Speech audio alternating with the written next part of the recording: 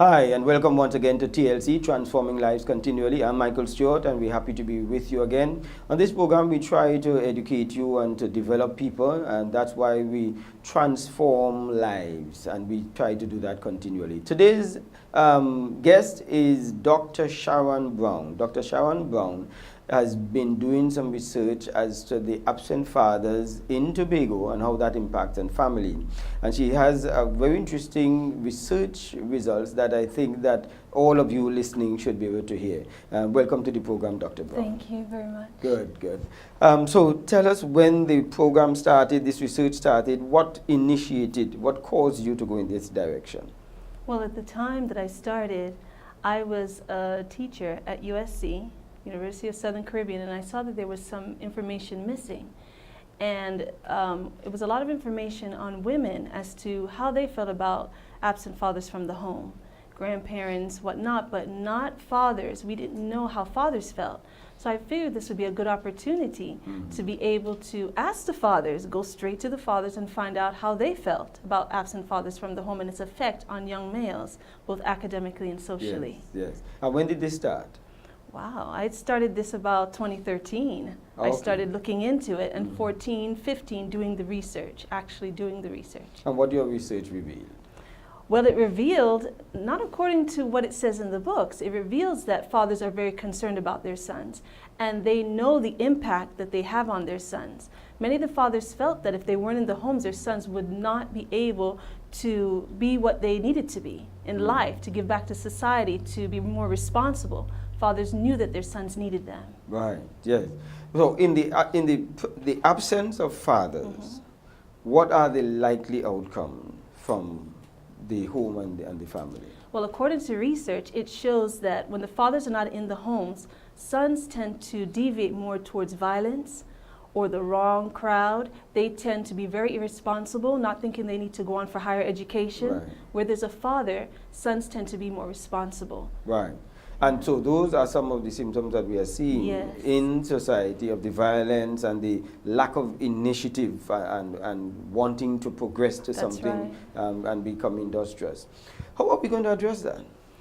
Well, we've started it with the study. It was 10 fathers that were asked how they felt about this situation, and the fathers shared a lot of information, personal experiences. And they shared that as fathers are stepping up and being more responsible, checking on their sons, making sure they're doing what they need to do academically, keeping up their GPA, rewarding them, spending more time with them, that they could be able to overcome this and to help their sons in the right direction. Oh, okay. All right. But the challenge now is how do we get fathers to do that? Well, the fathers even suggested it, that we have more workshops, that we have conferences, also weekend retreats for fathers and sons. That was fathers said they would love that, but they don't know where to turn, and they said we need more education. Can we have more programs? So the fathers are asking us to put out more programs for them and to see that they get the interventions they need to be better fathers. Right, yes. And on last week's program, we spoke about that, and that is just purely coincidental, that having been appointed Caribbean Coordinator for International Men's Day, one of the initiatives that I'm thinking about bringing on is this whole aspect of bringing men together in conference and workshop and feedback and providing a support group through the B-Men group that I founded. And we found that in those groups, men open up because they don't have the issue of women around to correct them as to you have no right to say this or that is not an appreciated position and so on. So that has already started, and so what we have to do now is to now heighten the awareness of men to take up their roles in their family. Definitely. What does the role of a woman play in probably causing men to be absent? Well, from this study, I learned that it could be infidelity a lot of times, maybe separation is a big one. Infidelity on the man's part? Yes. Right. separation. Sometimes it's due to the man having to work overseas to make more money. Right. So we're talking about jobs here. Mm-hmm. Divorce is another area. The men said if we're divorced and the woman wants to take over, she wants the son, she gets the rights, the courts give her the right, Yes. and then the father's just kind of put in the background, Yeah. and he feels left out, he feels invisible, many of the men shared with me. And they wanted to let the women know that they are there for their son, they care for him, Yes. and they want to be there for support. So we have to listen and include the men more. Yes, yes. The attitude of women towards men, did that come up at all? Yes, it did. Uh-huh. Many of the women were seeing their men as not able to provide, no good, saying very negative things to their sons. And that affected the relationship between father and son, because where it was open before and there was open communication, the son tends to close up, get depressed, not do as well in school. And it's just fighting against the current, where the father wants to be in the positive limelight, not the negative limelight. Yes, yes, yes. You know, and that is so interesting. And I wanted to also go to the point of, you know, men always complain that women nag. Yes. Yes, they don't call it nagging, but we call it nagging. Did any of your men identify this as a particular aspect? Yes, they did. And they helped me to understand and to clarify what they mean by nagging. When you share with a man something that you'd like for him to do, but you say it once and you say it again and you say it again and you say it again, in your nonverbal communication you're giving that same message, it's too much. Okay. If you say it once and you encourage him and focus on the positive, then inadvertently the man says, I will just do it because you're appreciating what I'm doing, so I can do more and I'll do more. But when you come with that negative, it causes a breakdown in the communication and the man shuts down. Yes, yes. And even from my own counseling with couples, one of the things that I recognize is that you'll have a woman attempting to play the mother role with the big stick. So I would have a man and a woman in discussion, and she'll be complaining, Mr. Stewart, he says nothing, he doesn't communicate, he doesn't know how to communicate, and so on, and that drives me up the wall, and she'll go on, and he's just be sitting there listening. When I separate both of them, and I speak with the man alone, he flows. Yeah. So when I say, well, listen, why not share this in the group session when we get together? So we bring them back together, and he begins to share.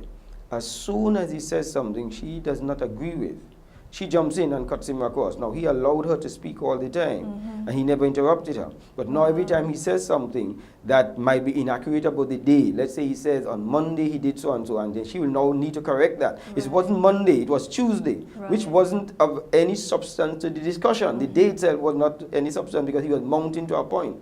So now the argument goes off to the day. Yes. And then he shuts down because he's not getting a chance to bring his point. And so many times you'll see that pointing of saying, listen, I tell him, and he doesn't. So you find that motherly, instructional way. And that sometimes, from my own experience, shuts down. I haven't done the research on it. Yes. But all consistently, the man goes back into his shell in such a session. That's right. Well, how are we going to help? No, that has to be something that has to be dealt from the woman's standpoint. That's right, and we can have workshops for women with the communication, understanding how a man conceives communication. It's different than a woman. Yes. Because that motherly figure, that nurturing that comes out, the woman comes naturally. Yes. But if she gives a man the opportunity to express his side and just listen by saying, okay, Yes. I hear what you're saying. Okay, so can you say some more? You'd be surprised what you would hear. In the studies. So the men just kept going on and on and on, and I just listened and listened for hours, and I was surprised they had so much to share. So I think that we could have more workshops for the women and work on those skills. Yes, because when guys get together, even if we disagree on a point, we will call the person an idiot. Right. But it does not come across with an emotion that an idiot, and it doesn't shut him down. Right. But when a woman comes in and she says it with a kind of emotion that makes a man feel it deep down and tell himself, I'm cutting out of That's this. right. Yeah? And so we really have to now help the women to be able to know how to work along with the men. What else did you find out in your research? Oh, we found out a lot of things. We asked the men that what did they feel was their responsibility even if they weren't in the home, because in many of the homes we have stepfathers coming in. So the father said, well, it's still my responsibility. He is my blood. no one can help him like I can. And this was the theme that we got from the fathers. They felt that that's my blood. Nobody can take care of him or teach him the skills that he needs like I can. Okay. And that was amazing because the books don't share those type of feelings that the fathers have, that passionate feeling that he's my son. I need to be responsible for him financially and otherwise. Okay, okay. So men actually want to take care of their children. They want that opportunity. So where do we get this impression that men don't? I don't know. I don't know because especially the black fathers are seen so negative, and we've seen them with the highest percentage of having sons that are not in their homes out of all the other races. So I'm like, is it true? And I wanted to be able to interview them one-on-one to hear it for myself. But the fathers want their women to support them, even if they're not getting along. Yes. Let's do what we can for our son so we can bring him up to make a difference in the world. As I spoke there, you know, it reminded me of this situation that I had where a gentleman called me and he was saying that he has a 3-year-old boy and he loves the boy, but the relationship between him and the mother have broken down, but the woman does not want him to have contact with the boy, but he says he has grown to love the boy so much, but he wants to. And so we had a discussion and we had a number of meetings and so on. So they allowed the visiting and they started to now talk as man and woman after that. But then in order to take the boy, particularly on a trip or something, so he needed to prove paternity. There was some reason he had to prove paternity and found out that the boy is not his. Wow. You see? But you know what was amazing? The guy told me, it's too late, I love the boy. And he said, I want to still maintain him, I want to still contribute, and I still want him to call me dad. That's good. Yeah? So it really shows that a lot of men still want to be there in the lives of their children. That's right. Because they want that bonding. They want and I respected that highly in the man. The lady was quite ashamed because she did not even realize he was not the father. You see? Right. And the reason they had broken up was because she accused him of being unfaithful. And now finding out that the boy that they both thought was dead wasn't even there. So she herself was being just as guilty. Wow. Yeah? So, you know, and you see the relationship issue is such a painful one. Yeah. When it does not go well. Yeah. You see, and so that's why we really have to work more on relationship building. Yeah, and children suffer the most. Oh, yes. Because they repeat this cycle. When they grow up, they repeat whatever they see. And we're seeing a generational, we can call it generational curse if you'd like, that just keeps going on and on because of a lack of education. Yes, yes. Yeah. You know, we have to ask ourselves if we continue at this rate that we're doing, because we have fractured the family. I believe there's a structure that God has set up for the family, where God is the head, man accounts to God, the woman accounts to the man, and the children account to the parent. It is not the accepted modern day method, but it is a method that I believe works and that God has set up. So when I remember visiting Aruba one day, and I went in there and the house was loaded with children, all of them around the same age. And I asked, whose child is this? Oh, that's mom's child. And whose child is this? That's my sister's. Whose one is it? This is mine. All of them in the house at the same time making children. Wow. And I'm saying that something must be wrong with that. Yeah. There is going to be a breakdown for respect, and there is a personality that comes out based on your birth order. And if you breach that birth order, you have some confusion that will take place. If I'm the firstborn and I'm married, I'm married and I have a firstborn. That firstborn develops a personality of being in charge of the younger one. Right. Mommy said not to do this, and the parents reinforce it by saying, listen to your older brother. But then I divorced my wife, and I married somebody else who has an older child. Wow, yeah. And that older child now attempts to now take the firstborn, when my child has the firstborn personality of being in charge. We must have a clash inside of that new family. Oh, yeah. And so that's why the fracturing of the families happen to contribute to some of the breakdown in society that we're experiencing. Yeah? I can share a similar experience as you were talking came to mind, where I was working with this particular mother who had 6 children, and they were all from different daddies. Wow. And then when I came in there to do an assessment, the mother just sat there and she was just sucking her finger. grown woman. But they all had different fathers. And in the time that I was there doing the assessment, I saw one daddy come in, he wants to see his son, he had a gift for him. And another one came in, he wanted to see his child, and another one. And all of these personalities are coming together. That is why they were in counseling, because there's so much fighting, aggression. And this one is, the daddy's from the island, this one is an American, and they're just all different personalities coming together. That's what we're seeing. And you know what, as you said that, here's what men feel. Okay. When a man has 6 children for 6 different women, they call him a deadbeat dad. A woman has 6 children for 6 different men, and they say, poor her. Look at how these men have abandoned her. Exactly. And I'm saying, where was her role in this? It's, you understand? Her decision making. Exactly, because she must have contributed to this. If you recognize this happened the first time, the second time, and so on, there must be some point that you could bring a stop to it. Yes.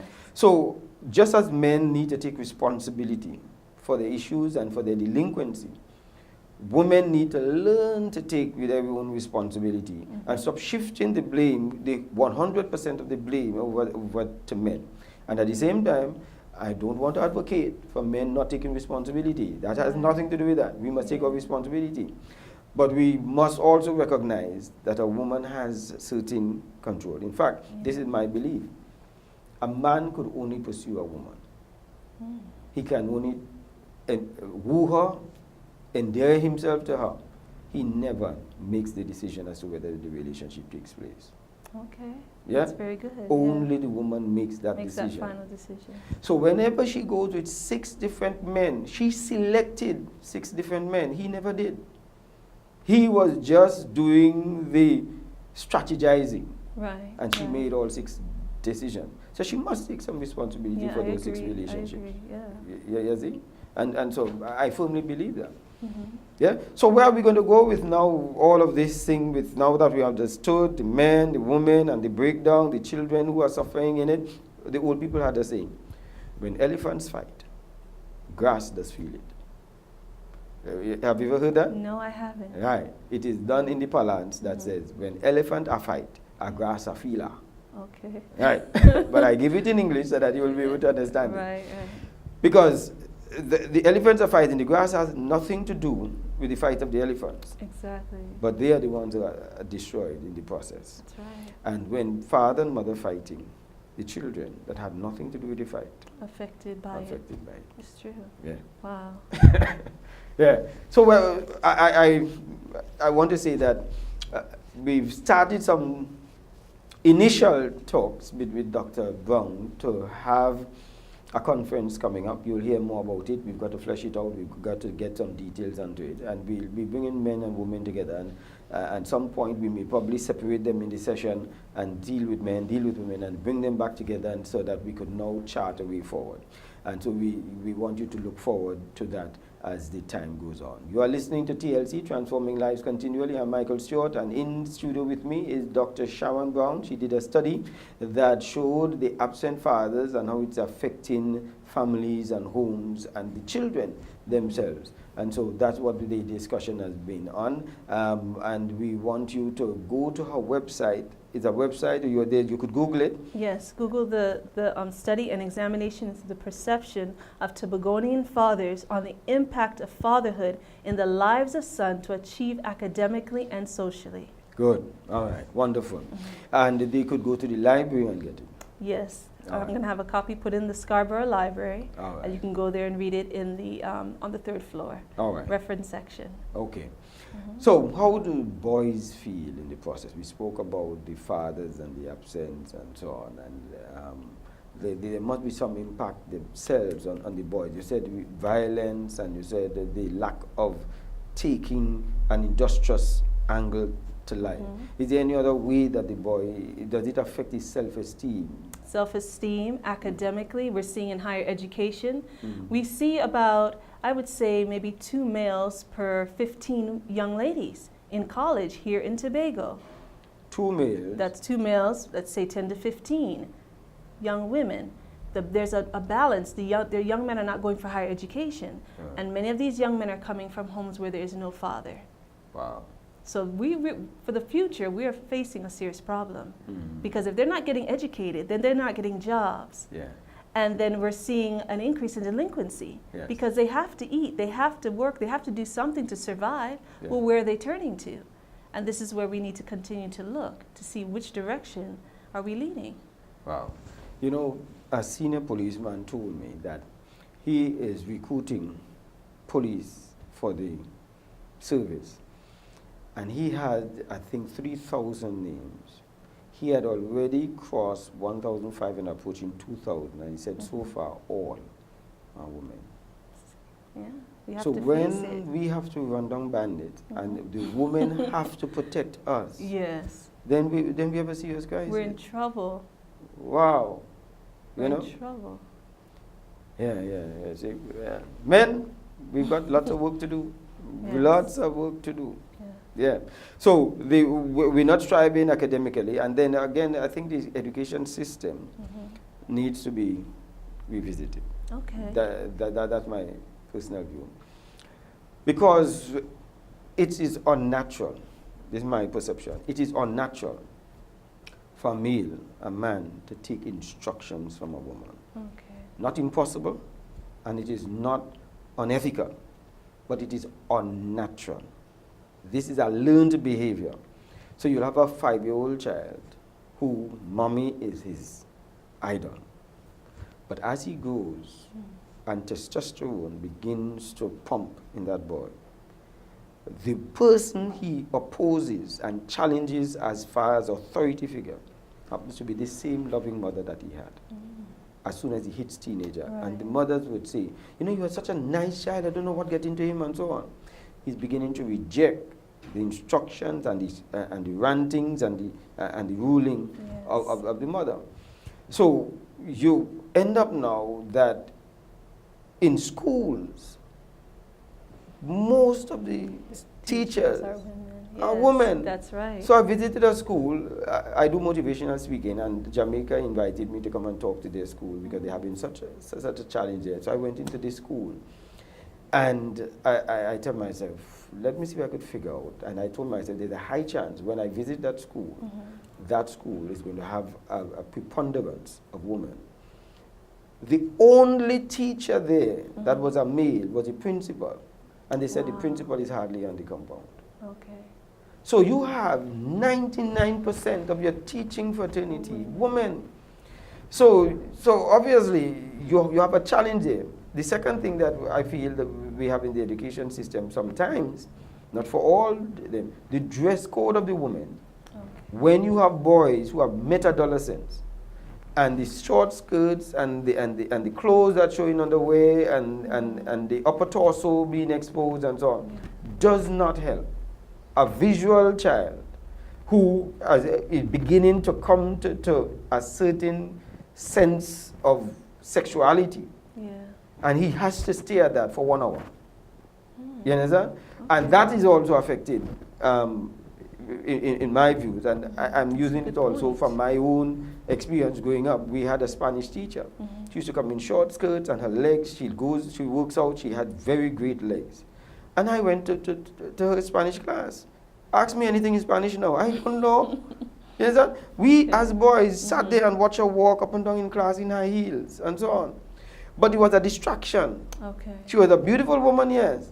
But she let her beauty be the distraction. And all she needed to do was just wear a different set of clothing for it. And so the school system has to look at that. And then boys aren't into lectures. Okay. We are into doing stuff. Hands-on. Yes. Tactical, yeah. Yeah, and that's what bonds us together as boys. If you get a cardboard box and you burst it open and both of us come down a slope together with no brakes, the guy that joins us in that is our partner. He's a pal. You see, because why? He did something risky with us. Right. But when you have to lecture to us, that's a woman's way of communicating. They talk. They have 7,000 words in an average day to share. A man doesn't have the number of words that a woman has. I go out with my son and we will enjoy a good time and do say a word. We'll drive from here to the country and don't say a word. Two guys will go to the bar, drink, and don't say nothing. You see, the most they'll say is, you want the next one? You see? Or they'll say, well, boy, tomorrow, same time. That's a good point. You see? Yeah. So when you get with a woman has to talk.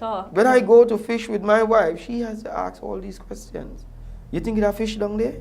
I don't know. So we fishing for more than an hour. We ain't catch anything. Why we staying here? We didn't come to fish. Right. It was the experience. Yeah. So we go home without catching anything as guys? It's no deal. Right, right. But not for a woman. She needs you to catch fish. You see? So it is the different interactions that has to be looked at also in that. And so I'm hoping that this workshop would help us to be able to unfold all of that. It should. Yep. Because from our standpoint, we could say how women impact us. And from the women's standpoint, they could say, this is how you guys impact us. That's a good I'm looking forward to it. Me too. Yes. Me too. All right. So as we wrap up, we just have a couple more minutes to wrap up. I want you to just share with us anything that you want, or anything that you want to call upon. Okay. Yep. I wanted to share that with men. If you knew that you could make a difference, that inside of you have the power to change your son's life, not only for now, but forever, for eternity, actually generational, because if he has sons, he could do the same thing. Wouldn't you put your all into it? Yeah. Wouldn't you give it everything you've got? And then for women, if you knew that your husband had the power to make your son a great man, wouldn't you support him with everything that you had so that he could make the change and the two of you can be successful in what you're trying to do together? I just hope that we can see, that everyone will see what we're trying to share with them, that we need to come together and stop fighting against each other and work together. That's all the men were sharing in the study, that they want in their hearts to see great things done. We just need to put aside our differences, humble ourselves, and work together for that change. Thank you so much. There you have it. Dr. Sharon Brown, she did a research on absent fathers in the home, and I'm Michael Stewart. And we're saying this is not a competition of the sexes, this is a complementing of the sexes. Yes. See you next time.